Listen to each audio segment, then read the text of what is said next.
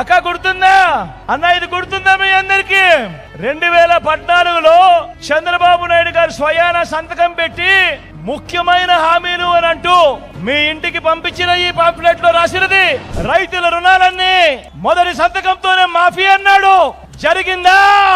రెండు చేతులు పైకెత్తాలబ్బా. ఇలా ఇలా ఇలా ఇలా ఇలా ఇలా ఇలా ఇలా ఇలా ఇలా ఇలా ఇలా ఇలా ఇలా పొదుపు సంఘాల రుణాలు రద్దు చేస్తామన్నారు.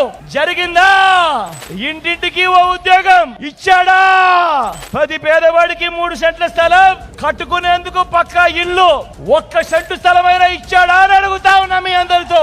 రెండు చేతులు పైకెత్తాలబ్బా. ఇలా ఇలా ఇలా ఇలా ఇలా ఇలా ఇలా ఇలా ఇలా ఇలా ఇలా ఇలా ఇలా ఇలా ఆడబిడ్డ పుడితే మహాలక్ష్మి పథకం కింద ప్రతి బ్యాంక్ అకౌంట్ లోనూ 25,000 రూపాయలు డిపాజిట్ చేస్తామన్నాడు.